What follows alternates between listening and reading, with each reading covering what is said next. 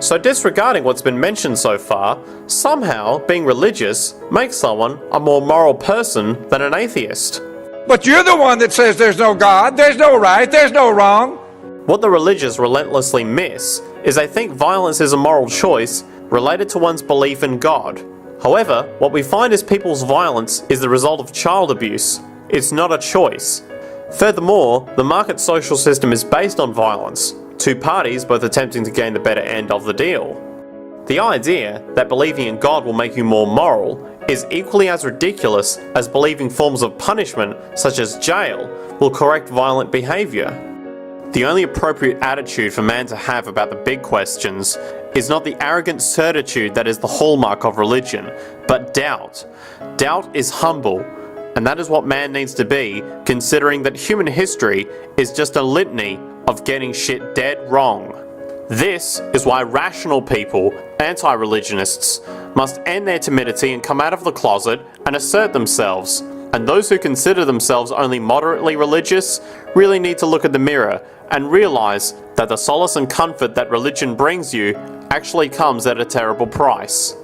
If you belong to a political party or a social club that was tied to as much bigotry, misogyny, homophobia, violence, and sheer ignorance as religion is, you'd resign in protest. To do otherwise is to be an enabler, a mafia wife, where the true devils of extremism that draw their legitimacy from the billions of their fellow travellers. It's been science that has been solving problems, and religion leeches off scientific understandings to unnaturally exist, like an air conditioner attached to a church in summer. Lighthouses are more useful than churches. Hi, my name is Albert Gross. I was wondering if you might have a moment to discuss your eternal happiness. Yeah, sure. Come on in. Through a global preaching campaign, God is making known the good news about his kingdom governed by Jesus Christ. Those who respond are gathering into a place of spiritual protection and healing. Soon we'll experience freedom from all injustice and suffering. Seems to me like just the opposite is happening. That's because human government is still under the control of Satan. The perfect government is in heaven. From there, the King Jesus Christ will rule all the earth. So how do you think King Jesus plans to address the ever-widening holes in the ozone layer? Or the missing stockpiles of weapons-grade plutonium? Well, I think that God will solve all of mankind's problems in his own way. Albert, look.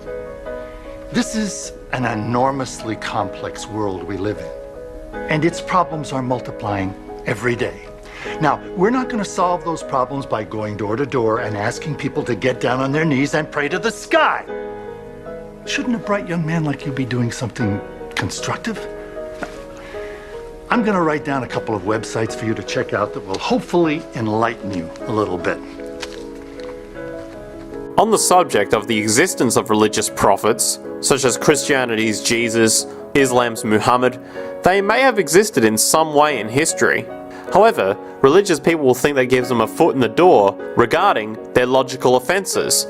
Fictional miracles and nonsense like a virgin birth, riding a magical flying horse, walking on water, angels, the vague self-referring cult language like God and the Holy Spirit, which is ignorance attempting to disguise itself as wisdom, talking snakes, water into wine, cannibalism, rape, slavery, mental slavery, killing of babies, female slavery. The whole subservient, cook, clean, take your shoes off, and grab you a beer as soon as you walk through the door. Really? I do. Oh. So you do everything you can to take care of your man. So whatever he says, do it. Okay, stand up, take your top off. Hey, it works. Of course, gender inequality can also go the other way. There are females who worship themselves simply because they're female. In the extreme, it's the assumption that the male gender is simply evil. Anytime a man has sex with a woman, it's rape. It's impossible for a woman to rape or be violent towards a man. And since men always enjoy sex, they wouldn't care about being raped by a woman. Men will supposedly learn something by being raped by other men in jail. Male violence against women in video games is highlighted, while men being violent to men in games is ignored. The feminist movement hopes to promote the female gender as superior to the male, which is the promotion of division, not equality like it will claim, along with the promotion of minority groups in roles to fit an equal representation quota rather than a quality output quota. What is needed is not one gender or race to be considered better over the other, but for us to work as a team for our survival. In a hunter-gatherer situation, for example, the male role as the strong hunter and leader and the female role as an elegant carer is not sexist, but reality. Because men are physically stronger than women and generally are more interested in science, this shouldn't imply that women have no strength at all or are just stupid and can't use reason. Men and women have different biological roles, and women don't have the role of leadership for the most part. In a possible open source society, the role of the leader is actually not fit for a single man like we see with nations today. As our society becomes increasingly more complex, it would be too arrogant to honestly say that we can be led by a single human male because of our own biological limitations. Instead, we must be led by science, what is true through continuous testing. Of course, science is a field dominated by men, but that doesn't mean it's strictly a men's-only club. But there shouldn't be a push for either men or women to do certain jobs that we aren't suited for. We should not be led by the gut feeling of political agendas on the left or right. Politics is obsolete. There will be no courses which encourage division and nonsense, like gender studies. When women are presented as strong and sexy in media, this is considered as bad by feminists, and that it's violence against women because it promotes rape culture or something. Feminists want women in fiction to be strong, yet non-violent. This implies feminists are unable to tell the difference between fantasy and reality. In a video game, no one wants to be a character which is a loser, like Lester the Unlikely, or a super fat lazy cunt. Male or female, we want to be an empowered, badass character. And being sexy is part of being badass.